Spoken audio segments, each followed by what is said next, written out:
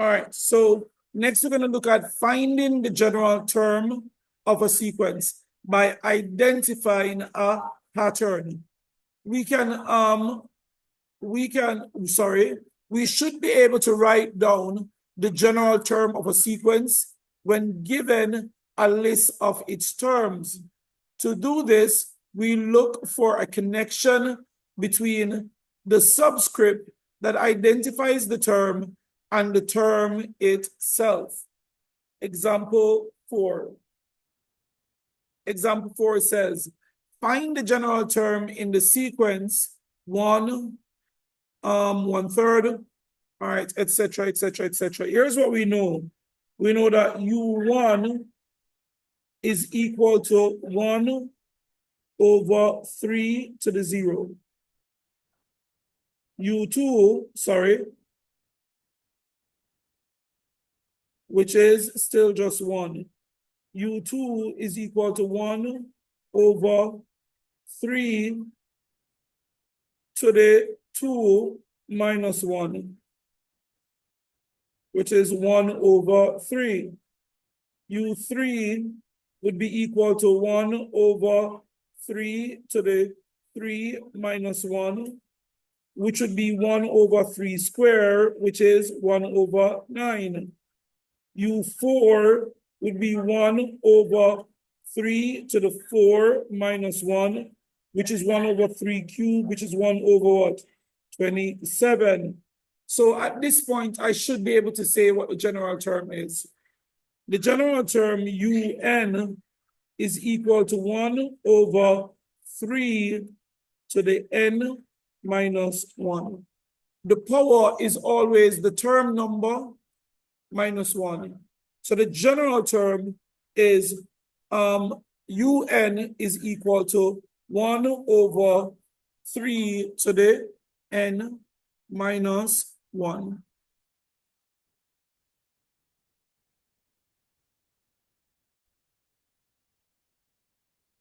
All right, next we're looking at example 5 and 6. 5 says, find the nth term of the sequence. And you can see there are 2, 4, 8. All right, this is what I'm looking at. U1 is equal to 2 to the 1. U2, which is 2, is 2 squared, which is 4. U3 is equal to what? 2 to the 3rd, which is 8. So it's easy to see that UN is equal to 2 to the n. UN is 2 to the n. 6. We would have done something like this either in Unit 1 or in ADMAF. You'll notice that in 6, to get from one term to the next term, you're adding 8. So whenever you add a fixed number to get from one term to the next term, your sequence is called an arithmetic progression. And the general term for an arithmetic progression is this. UN is equal to A plus n minus 1d, where A is the what? First what? Term. N is the term number, and what? D is the common difference. The common difference here is 8. So the general term is what? UN is what? The first term, which is 4 plus n minus 1 times 8. All we have to do now is to simplify. This becomes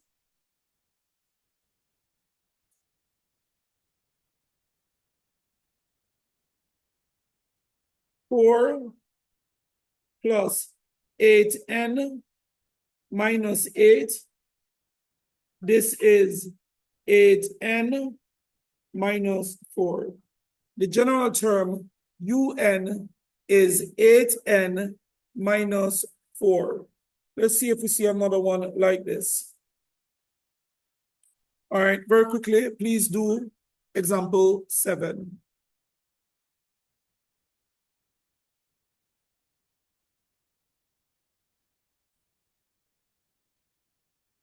All right, so next we're looking at example 7. And then after example 7, we can look at the try these questions. Example 7 says, so I would recommend that you do the try these questions for practice. Find the nth term of the sequence. The sequence actually doesn't look very difficult. U1, sorry, U1 is 1 over 1 times 2. U2 is 1 over 2 times 3. U3 is 1 over 3 times 4. It's very easy. It looks like UN is equal to 1 over n multiplied by n plus 1. Do you agree? All right, so do the try these questions.